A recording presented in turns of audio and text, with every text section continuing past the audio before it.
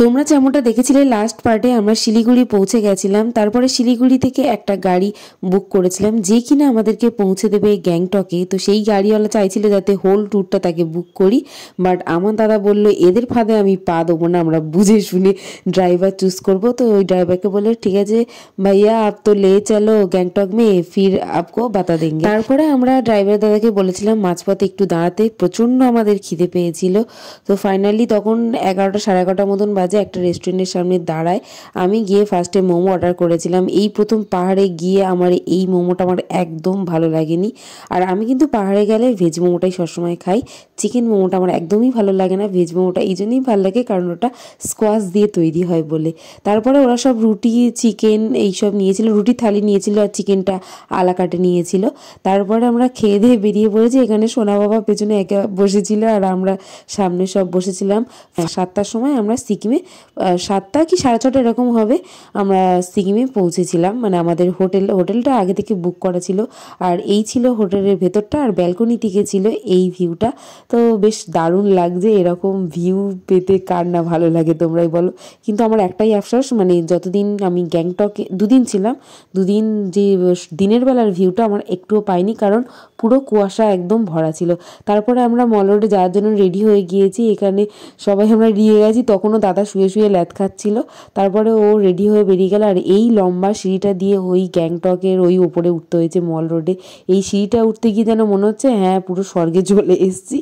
তারপরে গিয়ে যা হাঁপাচ্ছিলাম ভাই রে ভাই, উফ যেন মনে জীবনটা এই বেরিয়ে যায়। তারপরে আমরা এখানে সবাই একটুখানি বসে রেস্ট নিচ্ছিলাম। তারপর তাদেরকে বলছিলাম এই একটু আমার ক্যামেরায় আয় আয় এপারে আয়।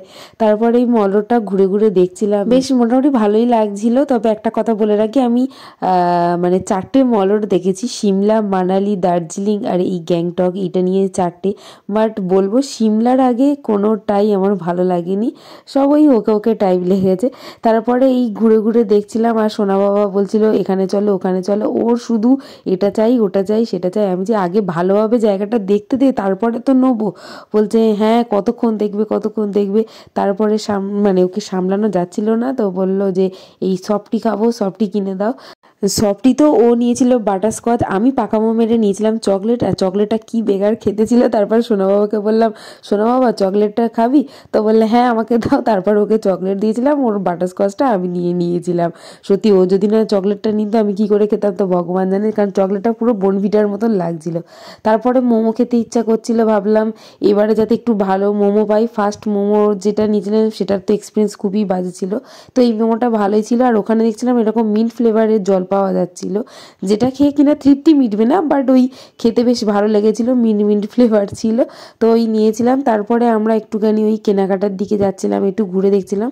কিন্তু এই ট্যুরের আমাদের একটাই প্রতিজ্ঞা ছিল, আমরা আর কিছু কিনবো না, শুধু ঘুরবো আর খাবো।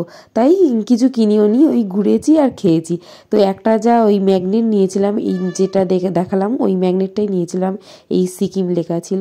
তারপরে দেখছিলাম আস্তে আস্তে সব রেস্টুরেন্টের ঝাঁপ পড়ে যাচ্ছে, তাই জন্য ভাবলাম রাতে ডিনারটা সেরে নিই। তো ওখানকার এটা ফেমাস রেস্টুরেন্ট খান আঙ্কেলস ছিল, সেখানে গিয়ে আমরা রোল আর বিরিয়ানি নিয়েছিলাম। তো প্রথমে এ বলছিল যে স্ট্রিট বিরিয়ানি আর যে রেস্টুরেন্ট ভালো রেস্টুরেন্টের বিরিয়ানি দুটো মিশেলি হলে যে ফ্লেভারটা আসে ওরকম টাইপের খেতে লাগছিল, আহামরি খুব একটা ভালো নয়। আর এ বলছিল মানে ওয়াও বলবো না, কিন্তু বেড়াতে এসে যে এরকম বিরিয়ানি পেয়েছি এটাই আমাদের কাছে অনেক ভাগ্যের ব্যাপার। এইভাবেই আমাদের গ্যাংটকের প্রথম দিনটা শেষ হলো। দেখা হচ্ছে নেক্সট ভিডিওতে খুব তাড়াতাড়ি। টাটা।